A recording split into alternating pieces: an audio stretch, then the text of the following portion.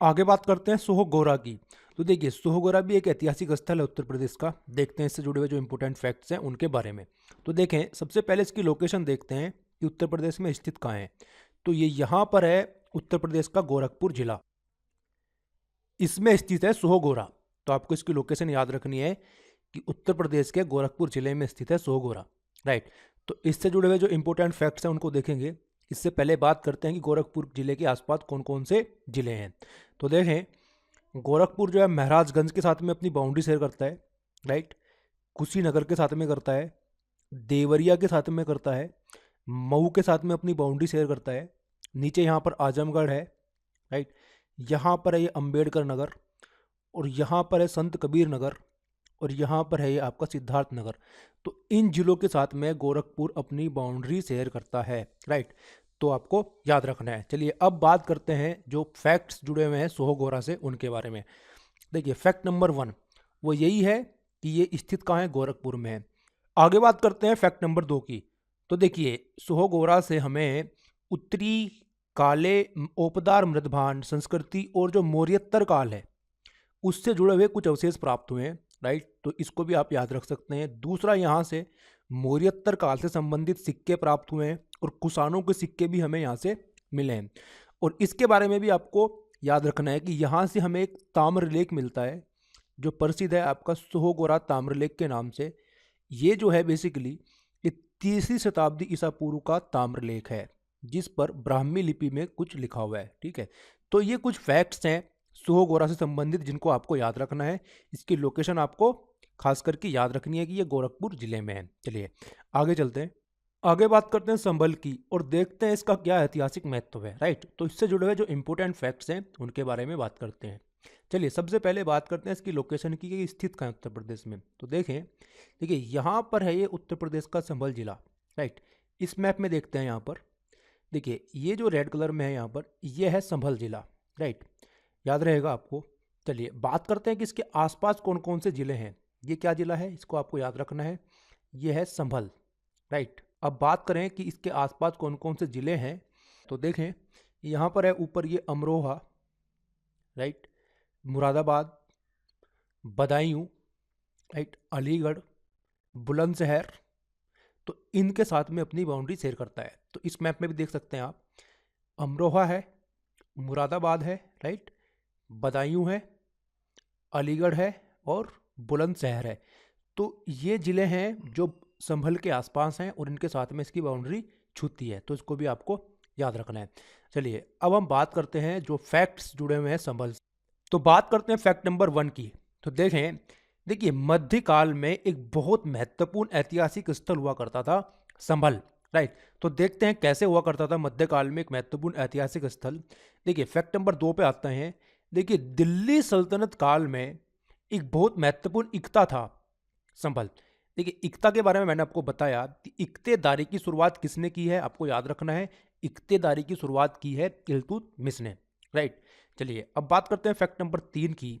तो देखें, देखिए बाबर जो हैं, बाबर मुगल सत्ता के संस्थापक, बाबर की मृत्यु के बाद में उनके बेटे हुमायूं ये सुल्तान बनते हैं।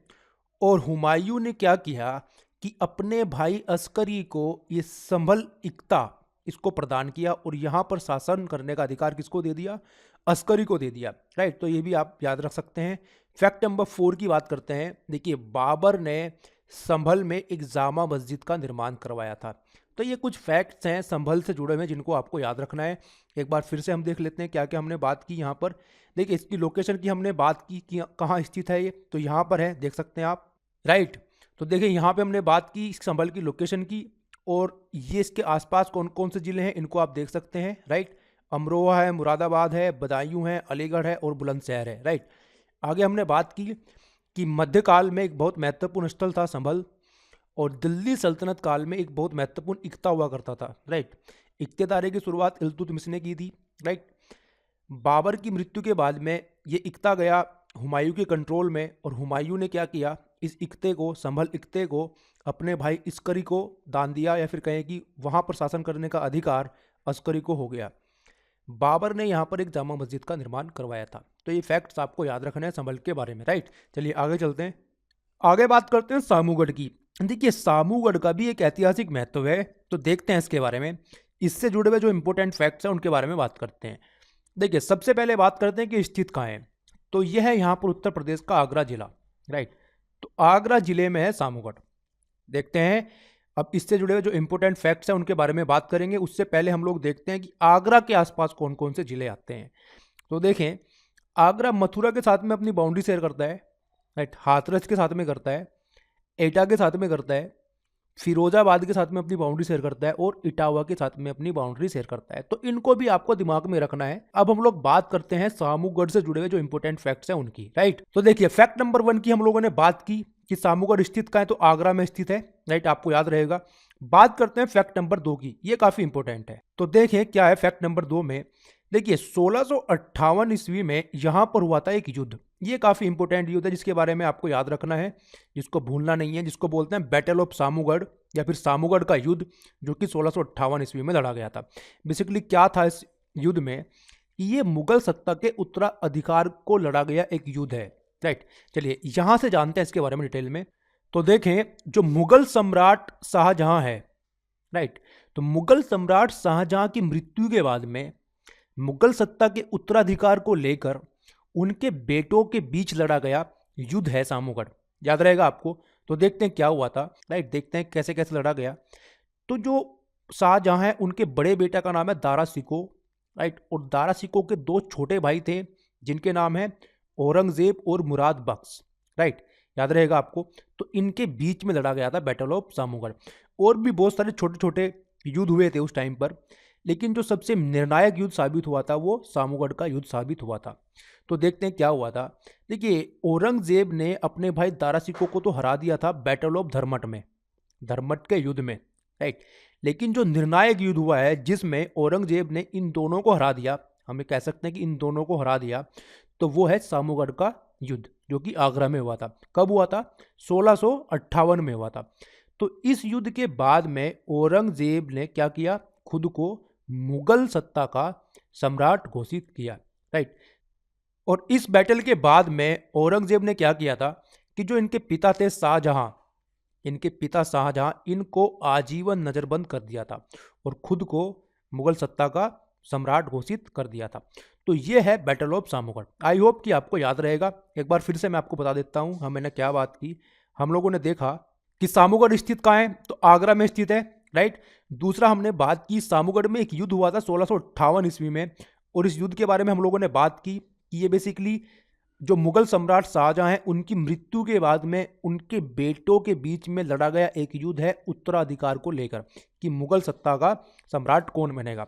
तो इस युद्ध में जो दारा शिकोह है शाहजहां के बड़े बेटे, राइट, उसके बीच में और उनके 2 छोटे भाई औरंगजेब और मुराद बख्श, इनके बीच में लड़ा गया ये युद्ध था। तो इस युद्ध में हुआ क्या था कि औरंगजेब ने इन दोनों को हरा दिया था, दारा शिकोह को भी और मुराद बख्श को भी। और मुराद बख्श की तो मृत्यु हो जाती है, मर जाते हैं युद्ध में। और इस युद्ध के बाद में औरंगजेब जो हैं वो मुगल सत्ता के शासक बनते हैं। और इसी युद्ध के बाद में फिर क्या हुआ था, शाहजहां को औरंगजेब ने आजीवन नजरबंद कर दिया था। तो इनको आपको भूलना नहीं है। चलिए आगे चलते हैं, आगे बात करते हैं सिकंदरा की। देखिए सिकंदरा भी एक ऐतिहासिक महत्व का स्थल है, राइट। देखते हैं इससे जुड़े हुए जो इंपॉर्टेंट फैक्ट्स हैं उनके बारे में। चलिए सबसे पहले बात करते हैं कि स्थित कहाँ है। तो देखें यहाँ पर है उत्तर प्रदेश का आगरा जिला, तो सिकंदरा भी आगरा में स्थित है, याद रखना है आपको, राइट। चलिए बात करते हैं आगरा के आसपास वाले जिलों की जिनके बारे में अभी हमने बात की। तो फिर से देख लेते हैं एक बार। तो देखें मथुरा है, राइट, हाथरस, एटा, फिरोजाबाद और इटावा, इन जिलों के साथ में आगरा अपनी बाउंड्री शेयर करता है। चलिए बात करते हैं सिकंदरा से जुड़े हुए जो इंपॉर्टेंट फैक्ट्स हैं उनकी। नंबर 1 जिसके बारे में हम लोग बात कर चुके हैं कि ये आगरा में स्थित है, राइट। बात करते हैं फैक्ट नंबर 2 की जो कि इंपॉर्टेंट है। देखिए सिकंदरा में स्थित है अकबर का मकबरा, और इसी कारण से सिकंदरा फेमस भी है, राइट। तो आपको याद रखना है कि अकबर का मकबरा कहाँ पर है, सिकंदरा में है। देखिए कुछ और बातें मैं अकबर के मकबरे के बारे में आपको बताऊं। देखिए अकबर के मकबरे का निर्माण अकबर ने अपने जीवन काल में ही प्रारंभ कर दिया था, राइट, आपको याद रखना है। लेकिन ये जो मकबरा है इसका निर्माण पूर्ण कराया था जहांगीर ने 1613 ईस्वी में, राइट। याद रखना है आपको कि अकबर के जो मकबरा है इसका निर्माण अकबर ने अपने जीवन काल में ही प्रारंभ कर दिया था, लेकिन ये जो पूर्ण हुआ है, बनकर ये कंप्लीट हुआ है, तो वो जहांगीर के काल में हुआ है 1613 ईस्वी में। तो ये कुछ फैक्ट्स हैं सिकंदरा के बारे में, इतने ही हैं जिनको आपको याद रखना है। पहला याद रखना है आपको कि कहाँ पर स्थित है, राइट, आगरा में। और अकबर का इसका बहुत गहरा संबंध है, अकबर का और सिकंदरा का। कैसे कि अकबर का मकबरा यहाँ पर स्थित है, राइट। चलिए आगे चलते हैं। अब आगे बात करते हैं हुलास की और देखते हैं कहाँ स्थित है हुलास।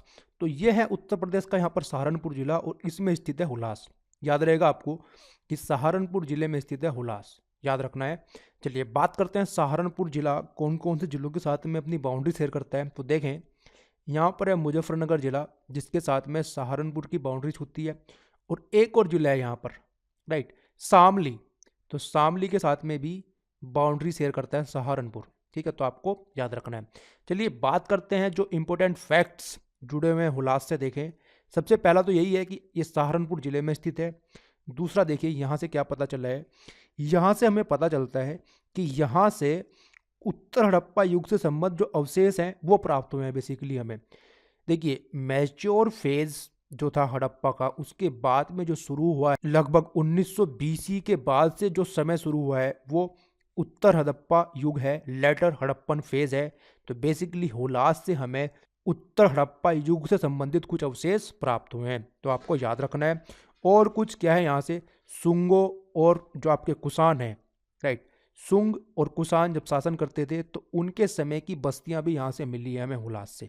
तो ये कुछ फैक्ट्स हैं जो कि आपको याद रखने हैं हुलास से संबंधित। पहला मैंने आपको बताया कि कौन से जिले में स्थित है, तो सहारनपुर जिले में स्थित है। दूसरा, यहाँ से उत्तर हड़प्पा युग से संबंधित कुछ अवशेष प्राप्त हुए हैं। और तीसरा मैंने आपको बताया यहाँ पर कि जो सुंग है और कुषाण है उनके समय की कुछ आवासीय बस्ती यहाँ से हमें उनके साक्ष्य प्राप्त हुए हैं हुलास से, राइट। चलिए आगे चलते हैं, आगे बात करते हैं हुलास खेड़ा की।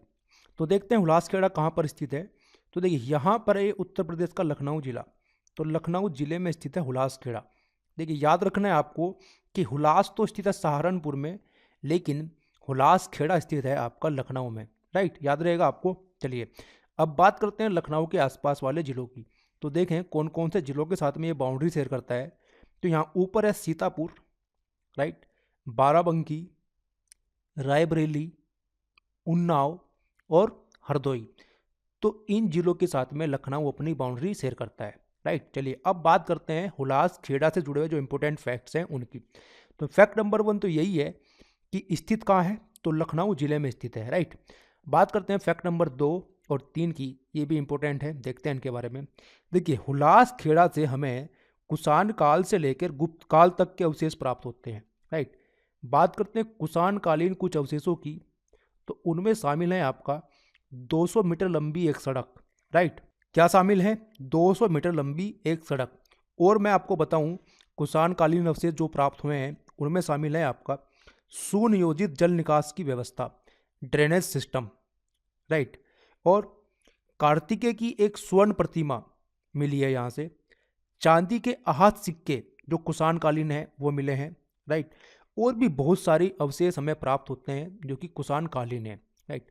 बात करते हैं गुप्त कालीन अवशेषों की, तो उनमें क्या शामिल है, उनमें प्रमुख तो ये है जो कि आपको याद रखना है, हाथी दांत की एक कंघी प्राप्त हुई है हमें हुलास खेड़ा से जो कि गुप्त कालीन है, राइट।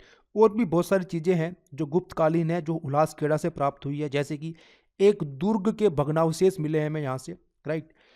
तांबे के सिक्के, चांदी के सिक्के, ये सब मिले यहाँ से, राइट। तो इनको भी आप याद रख सकते हैं चाहें तो, लेकिन इनको तो आपको याद रखना ही है कि कुषाण कालीन अवशेषों में यहाँ पर जो प्रसिद्ध है, फेमस है, वो आपकी 200 मीटर लंबी सड़क, राइट। और गुप्त कालीन अवशेषों में हाथी दांत की एक कंघी, राइट। तो ये कुछ फैक्ट्स हैं हुलास खेड़ा से संबंधित जिनके बारे में हम लोगों ने बात की। आपको याद रखना है कि हुलास खेड़ा कहाँ पर स्थित है, लखनऊ में। और यहाँ से कुषाण काल से लेके गुप्त काल तक के अवशेष हमें प्राप्त होते हैं। कुषाण कालीन अवशेषों में जो फेमस है वो आपका 200 मीटर लंबी एक सड़क है, और गुप्त कालीन अवशेषों में जो फेमस है वो आपका हाथी दांत की एक कंघी है, राइट। चलिए आगे चलते हैं। तो देखिए इस डिस्कशन में इतना ही, इससे आगे का डिस्कशन हम लोग कंटिन्यू करते हैं नेक्स्ट वीडियो में, राइट। तो बने रहिएगा साथ, थैंक यू।